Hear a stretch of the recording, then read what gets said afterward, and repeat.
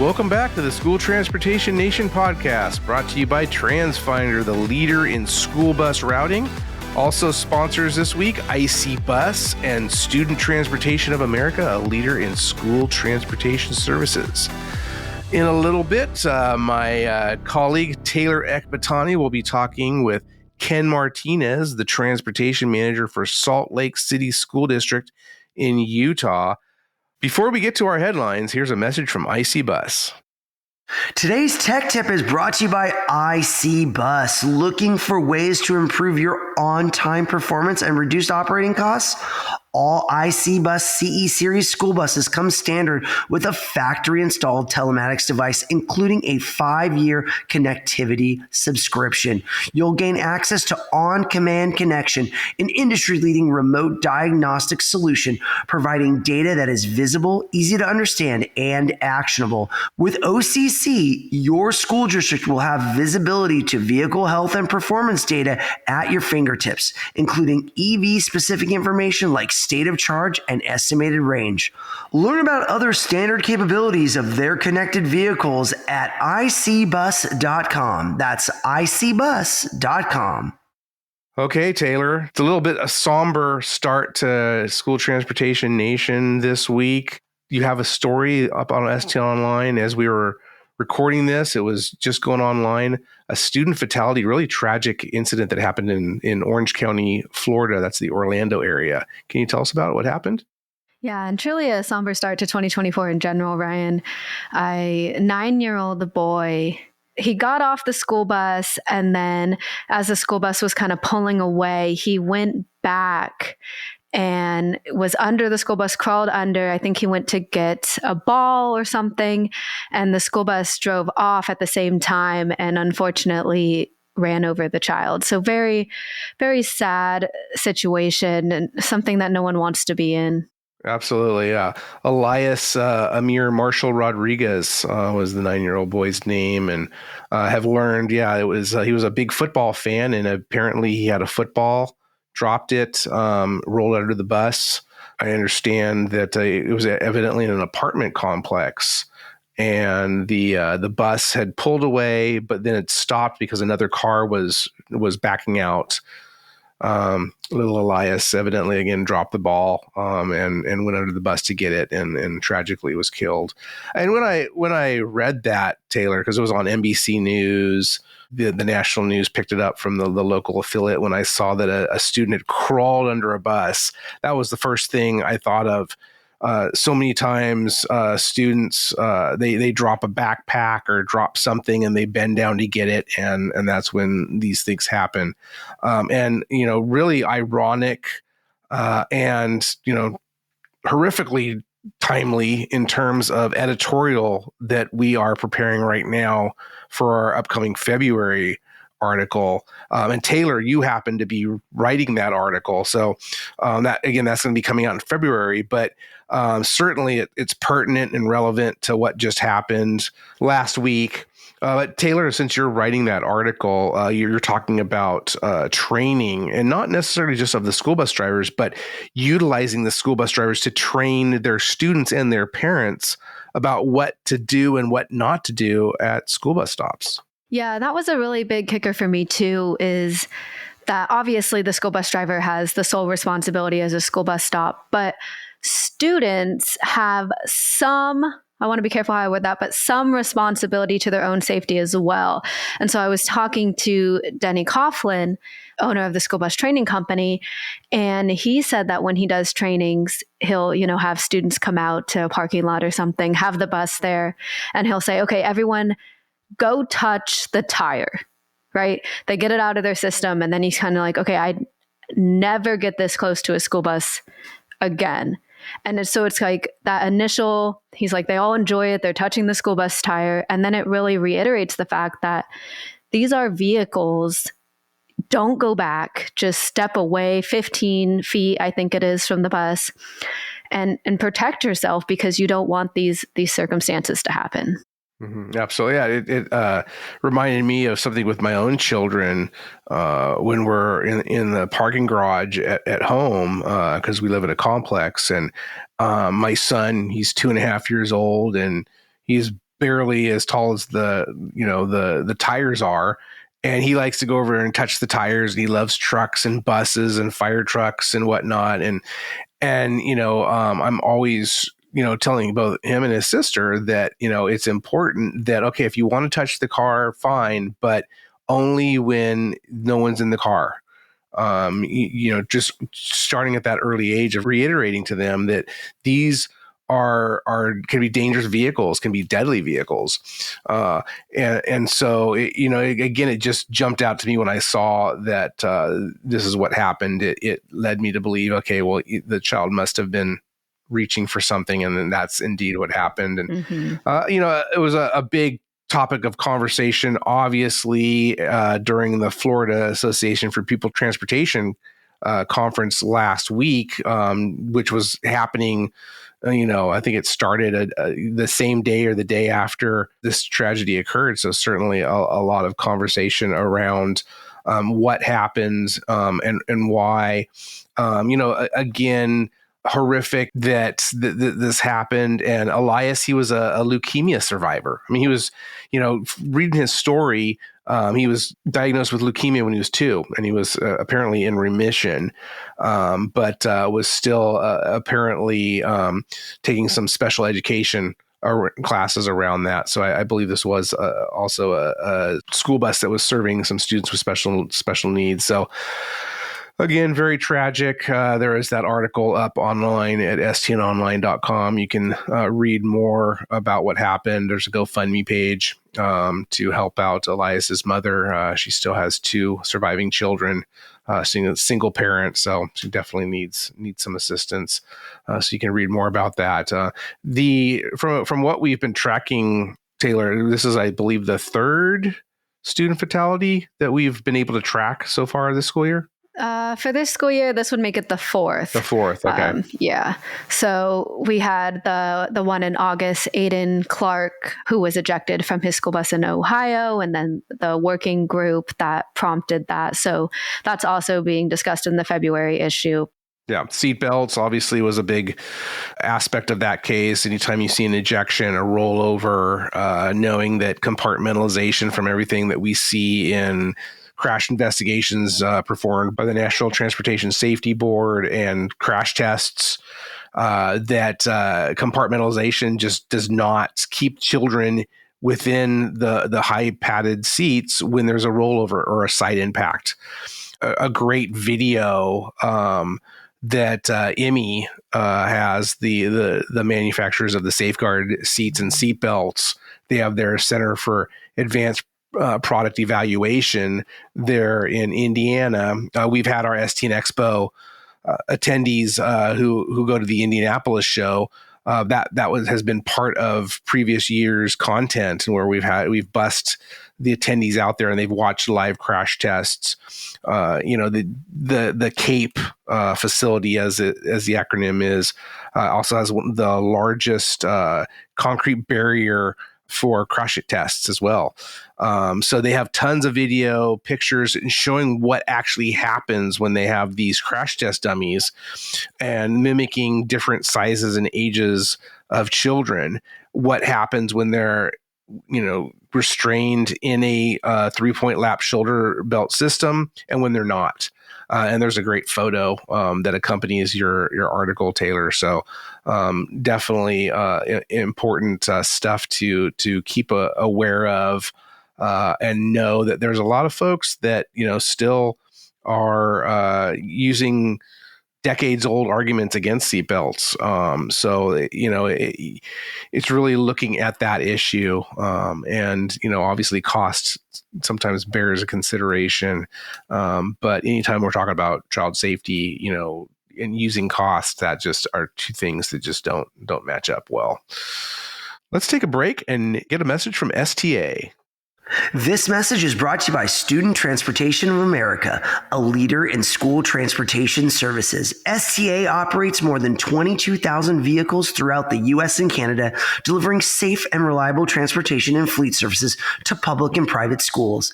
STA is committed to moving the industry towards a greener future and positively impacting the health of passengers and the planet through their use of electric vehicles, alternative fuels, and other green fleet initiatives. To learn how Student Transportation of America may be able to help your district, visit ridesta.com. That's www.ridesta.com. Other headlines, Taylor, you wrote an article last week. The EPA and the clean school bus funding certainly seems, of late, there's been, I don't know if I want to call it negative PR, but definitely some eye-opening discussions about electric school buses, the viability of them. Can you lean in a little bit more on what you wrote about that happened in the House last week? Yeah. And I think the word is critique. It's definitely everyone has their eyes on this. Is electric school buses, are they feasible? And what's the process? And I do talk to Ken a little bit more about this later because he is kind of pausing his electric transition for this year as he gets more power to his site. But this particular letter that you're referencing is the House Energy and Commerce Committee Chair Kathy McMorris Rogers of Washington, as well as Environment, Manufacturing, and Critical Materials Subcommittee Chair Bill Johnson of Ohio. They kind of wrote this letter to the U.S. Environmental Protection Agency, kind of saying, hey, take a step back, let's not rush this green agenda right now. There's still a lot of questions that need to be answered. And it seems like it's being, pushed in this go green for electric, no other options. And I know they've kind of written some multiple letters, McMorris Rogers in particular, kind of talking about electric school buses and asking, why is the administration pushing electric and having that be the only option when there's, when we've written about it before, there's a lot of options out there and there's a lot of different routes for transportation directors to take in achieving that cleaner air, those reduced emissions, goal. When it comes, it comes back to feasibility again. And certainly when we have the clean school bus program, I mean, that is not going away. I think, there has been some conjecture about, we're in the presidential election season, and what happens if President Trump gets back into office, which certainly seems like a very high likelihood of that happening, at least being a runoff again between him and President Biden in the fall. We know that this law, and never say never, but the folks I've told to has said that hey, this is law. This program is set in stone. There's really nothing Congress can do to roll that back. And certainly here we've already had several awards. We have, or a couple of awards with the Clean School Bus Program. We have another rebate that closes here in a matter of a couple weeks. Actually, probably in a matter of a few days or a week's time by the time this podcast comes out. But certainly, I think that as more and more folks take a deeper dive into some of the infrastructure, in particular, and again, we've been talking about this for a couple years now, really, where the grid just, we need to get that to a higher level to be able to react and sustain not only the electric school buses, but everything else that's going electric. And I think that's a lot of what we're seeing. So when you're mentioning the administration, we're of course talking about President Joe Biden's administration. This goes back to January 21, when he had that executive order 14008 tackling the climate crisis at home and abroad, which essentially looks at the whole this push to this rush to green agenda is what a lot of folks are calling it, but this green push that is going to take center stage in all domestic and international policy that the U.S. draws up, and it's a national security issue is what this is saying. And you're looking at of course, competition with China. China leads the world right now in producing electric vehicles and producing zero emission vehicles. They own the majority of at least the lion's share of the natural resources across the globe that goes into producing electric batteries and electric vehicles. We have BYD Ride in the school bus industry now. Those school buses, I should say, are all produced here in the U.S., but a Chinese company. So there is a lot of focus right now on electric school buses. And, to your point too, Taylor, I mean, you said that there's additional options out there, but we can't forget that, one of those main options is propane. And here we are now where in 2024, the industry has currently one option to buy propane, and that's from Bluebird. IC Bus and Thomas Built Buses, as we've talked about over and over again, are currently not offering a propane option because the previous engine from Power Solutions International is no longer available for school bus. So everyone's waiting on Cummins. Essentially, 2026 time frame is when we should see that propane version of their new fuel agnostic engine. We know that the octane or gasoline is what they're going to be coming out with first. So certainly that will be available for school buses, but that's not until for another year or so. So there's a lot that remains to be seen, but I think that certainly the infrastructure is really what got this going. Where folks are taking a look at this and saying, "Well, wait a second, this is not viable for us." And even when EPA released its Clean School Bus Grant Awards a couple of weeks ago, it even mentioned on there the number of school districts that had won awards and returned them. And for some of those reasons, we had that EPA Office of Inspector General report before the new year that looked at some shortcomings of Clean School Bus program, or some recommendations of how to make it better. Probably a better way to put it. But one of the lessons learned was from the initial rebate. EPA saw that school bus manufacturers and dealers were applying directly for electric school buses for their school district customers, but not telling them. And then the school districts would find out later. So that's some of the reasons why some of these school districts then all of a sudden were notified that they won an award, and they said, well, wait a second, we have nothing. This was not in our plans. We have nothing set up for this. We don't have any infrastructure. So they returned the money. And that's where we've seen some of these wait lists come into play, where others then get the money. So it's definitely an evolving program, but that's one loophole that EPA fixed last year. So we won't see that element anymore. But again, there is going to be a learning curve with this. There's going to be some growing pains, and that's what we're seeing. And let's not forget the politicization of this to a large degree. The IIJA that formed the newest Clean School Bus program at EPA in this 5 years, $5 billion. That was a political beast, a lot of politics behind that, and the PR that went into that. And I think that was a Democrat-led initiative, and Democrat passed law. And now we're seeing the Republicans, Kathy McMorris Rogers and Bill Johnson, both Republicans, both leading Republicans there in D.C. So you're starting to see some of that pushback. And of course, let's not forget, it's 2024. It's presidential election season. So this definitely will be ramping up this conversation. And a lot of controversy, a lot of wringing of hands. So certainly is going to be making for interesting discussions this summer at our Green Bus Summit in both Indianapolis and in Reno. So stay tuned for that. Okay, Taylor, before we move on to your guest interview this week with Ken Martinez of Salt Lake City Schools in Utah, who, by the way, is a 2022 Green Bus Summit Green Fleet Award winner, Here's a message from TransFinder. Do you remember a time when you could just cherry pick the best solution to run your school transportation operation?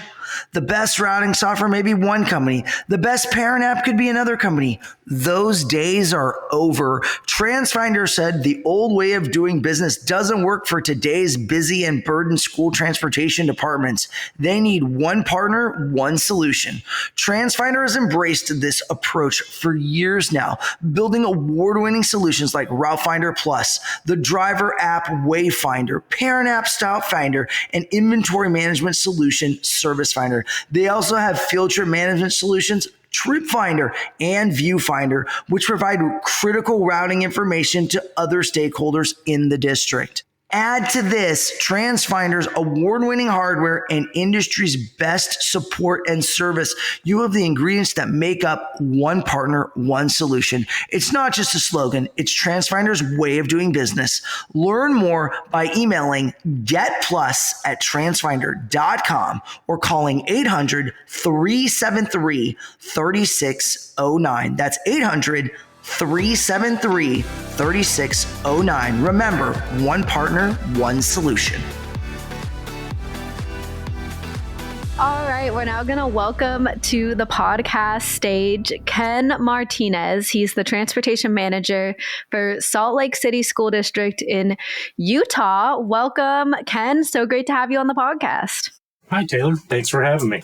Can we say Happy New Year? I don't know how long that phrase lasts, maybe through January, but Happy New Year. Absolutely. We got to take advantage of any positive thing, right? Exactly.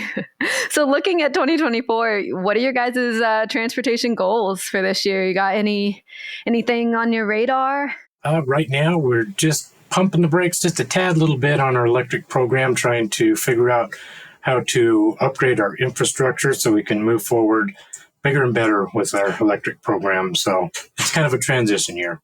Okay. Well, I'm sure we'll jump into that a little later, but yeah, lots of big things I think coming for this year. We'll see. Do you have a prediction on where the industry is going to go? I'm going to put you on the spot right now. I don't. It's interesting because I'm trying to keep my eye on many different things, including hydrogen. And I just read a brief little snippet about a huge underground battery storage hydrogen situation going on here in Utah. So I'm excited to read that article and learn. Okay. So teased us a little bit there, but yeah, we'll see what the future holds. Absolutely. So for our listeners who are unfamiliar, with you, Ken, can you kind of give us a little bit of background? How'd you get started in the industry and what your career path has kind of looked like? Well, it's an interesting story, kind of. My old high school automotive teacher contacted me a couple of years after I graduated from high school, asking if I was interested in working for a school district. And then that started. That was back in the end of 1990. And I've been in 2 different school districts since then. And it's just kind of taken off from there. I've been at Salt Lake City School District since 2007 and loving it. That's awesome. And Salt Lake City, it's a tourist town, right? A lot of snow, a lot of skiing. A lot of snow, a lot of skiing, a lot of tourists, a lot of problems. Yes, a lot of cold, a lot of hot, a lot of everything in between. So can you give us a little bit of background on your district? How many routes you guys run and what the landscape kind of looks like? Yeah. Being Salt Lake City School District, we're confined to just downtown Salt Lake City.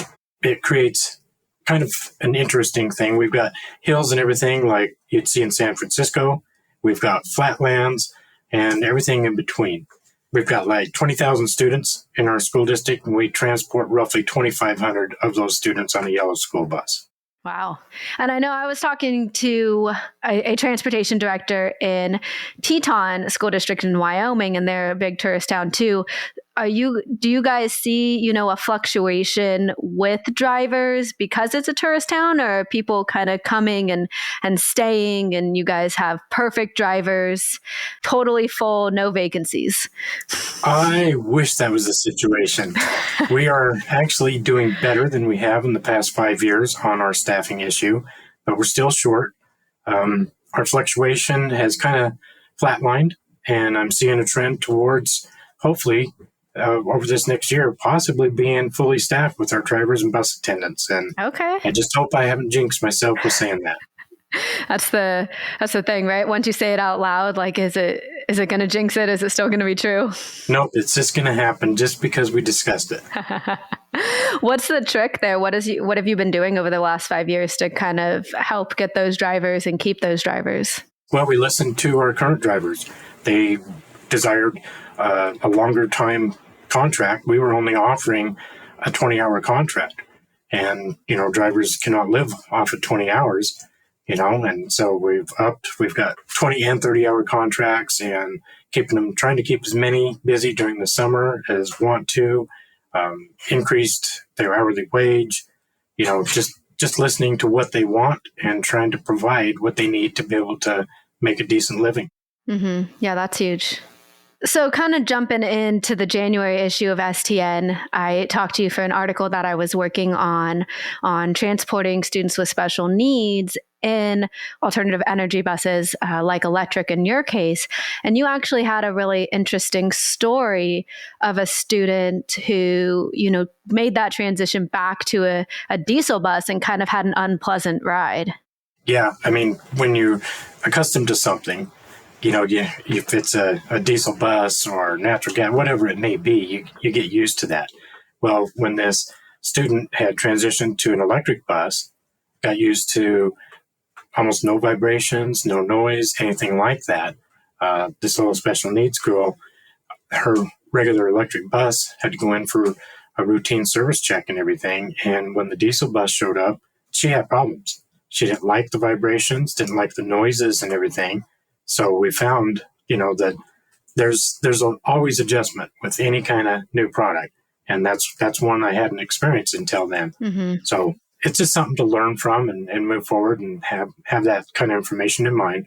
Mm-hmm. And I know you noticed it because you guys were reviewing cameras and you saw the little girl, I think, covering her ears. Yeah, covering ears, you could tell just the vibrations, just kind of shrugging her shoulders in and covering her ears and everything. And it's like, wow, I would have never even thought of that. Yeah, something like that, right? That you wouldn't think about being a plus to an electric vehicle. And I definitely deep dive into this in the January issue. So if you guys haven't read it, there's some other transportation directors that have shared similar stories in that article. So it's a good read. Definitely, I'm going to plug it. So definitely go read that and check that out. But jumping on the electric conversation, Ken, you guys in 2022 were awarded a Green Bus Summit Fleet Award at STN Expo Reno. So you've continued on the electric path. I think you had 8 at that time. It was the Small Public Fleet Award. So what's kind of happened since then? Yeah, that's correct. We're really proud of that award, and we've been able to share that, with our public and show them, that it's getting recognized nationwide and everything. At that time, we had 4 electric Type A's and 4 81 passenger Type D's. This year, we added an additional 4 81 passenger Type D fully electric, and we're kind of maxed out on what we can charge right now. So that's kind of why we're just slowing down just a little bit this year. We're still pursuing grants and extra funding to be able to make a purchase possibly later this year, and an additional 4 electrics moving on, keeping the momentum going forward. Mm-hmm. What does that mean, maxed out on charging? When we jumped into this, we had no idea. We, started talking to our local DEQ and everything in 2017, started moving forward. We figured, well, if we do our infrastructure, plan on for maybe up to, 10 to 15 buses, that'll take us years, maybe decade or so to get there. We had no idea what was going to happen and that it was going to move as fast as it has. So when we built our new facility, opened it up, went for it, and now, boom, we've got 12 electric buses and we're maxed out with our power capability. So we're trying to figure out, over the bigger picture, long range now, of how to possibly reach our goal of 75% of our fleet, which is 75 buses. We have 100 buses in our fleet, being 75% electric. by 2035 or shortly thereafter. Wow. So that's going to take a lot of power. Yeah. And that's a big goal. It is. It's very big. But, like I said, in 2017, 2018, when we started talking about this, it was kind of, wow, really? You think we'll ever have an electric school bus? To now, it's here, it's reality, and we're trying to make the best of it and make it work. Mm-hmm. So with those buses, did you get any funding from the Clean School Bus program, or did you guys apply for that?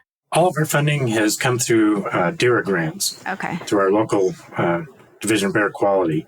We're not awarded anything through any of the EPA funding, and we're able to achieve, continuing forward with our local DEQ and through the DERA system. So that's working. If it's not broke, then we're just going to keep working that way. Yeah. So going forward, though, every purchase will be electric to meet your goal. This year, we're actually purchasing 4 mid-size diesel buses, clean diesel buses, to fulfill a wheelchair situation that we have coming up. Okay. But the plan is to move totally electric, yes. Okay. But we need to be able to charge them first. Right.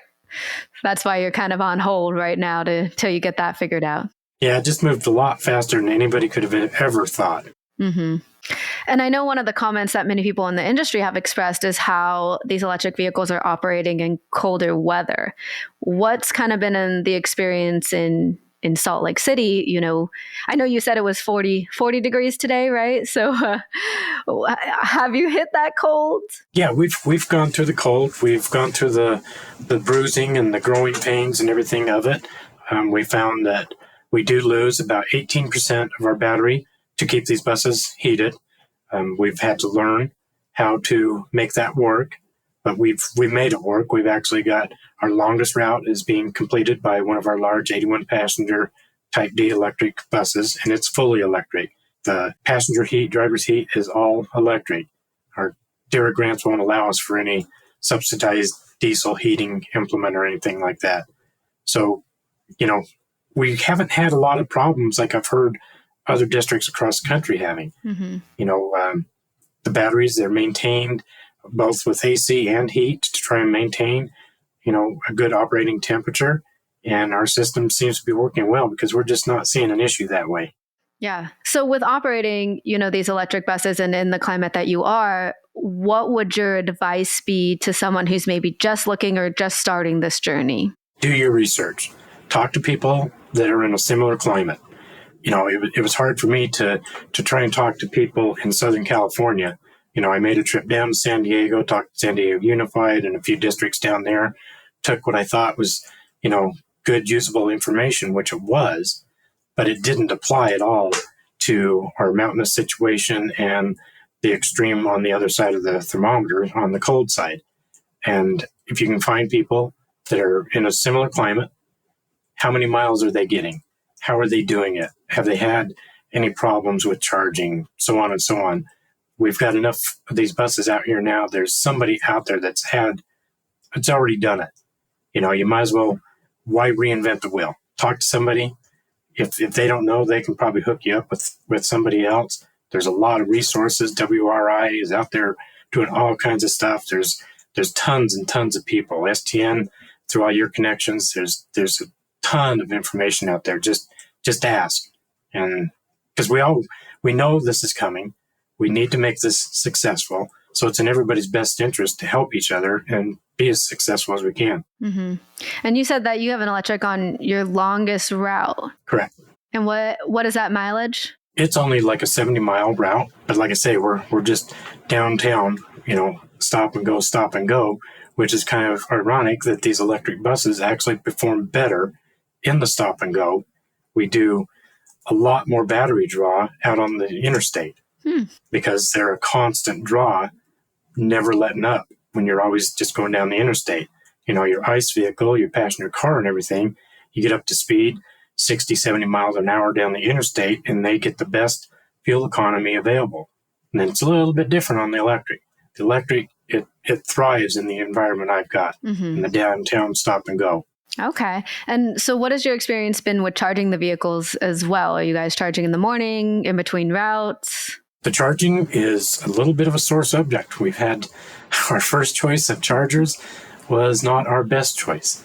we've since learned, and I've stepped back, done some research, and got a good charging company in that we're just learning now about being able to manage and charge off-peak and see really how many kilowatts are being taken when, and be able to strategize, we can charge this one here and, do synchronized charging and everything. And that's another thing.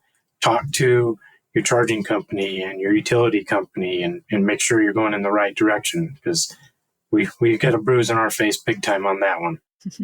And it's just learning those hurdles now, learning them early. And like you said, talking to people who have been through this. Yeah, absolutely. Absolutely. Talk to as many people as you can. Try and get to as close to the situation that you think you're in. Talk to those kind of people. Yeah, awesome. So jump in a little bit off electric and just kind of looking at operationally as we wrap up this conversation, Ken. What are you guys looking at, or have you implemented any technology recently that's kind of helped operationally? Anything you're looking at? We're right in the middle of a RFP for routing and GPS system. We're hoping to tie that all in. We're at the same time, like I say, keeping my thumb on this whole hydrogen thing and where we may go that way. We've got our canopies that were built when we built this facility a couple of years ago. We're going to add some additional solar on that. We're learning how to control that and send it to our facility, and looking at storage, electric storage on site rather than sending it back to the grid. So we're trying to work towards not only an electric bus, but being totally self-reliant. If I could, I'd have an on-site electric hydrogen power plant, and we would run our electric buses, charge ourselves from the hydrogen that's created through our solar and our wind, and we wouldn't have to pay our utility company anything. And I certainly don't want to hear that. That's awesome. It sounds like you're definitely, putting your feet in the water toward the right direction, looking toward the future and seeing, what the next step is for Salt Lake City. Yeah, absolutely. Like I mentioned before, in 2017, 2018, when we were looking at this, it was kind of futuristic to us to be able to even have an electric bus. And hey, it's here, it's real, it's happening. Embrace it, make the best of it, and learn and move forward. Yeah, I think that is a great way to kind of wrap this up. I think you gave some really great advice, and I really appreciate you coming on here and sharing your journey. Absolutely. Appreciate it. Well, that's all for today, folks. A great interview there by Taylor with Ken Martinez of Salt Lake City Schools in Utah. We appreciate our sponsors, as always, TransFinder, and joining them this week, IC Bus and Student Transportation of America. Visit STNonline.com for news, analysis, and all the latest on the school transportation industry. Stay tuned for STN Expo Indy and Reno registration opening up very soon. And subscribe to School Transportation Nation podcast on Apple Podcasts, Spotify, or wherever you consume your podcasts content. And get each new weekly episode of The Nation directly on your smartphone. Thanks all, and we'll see you soon.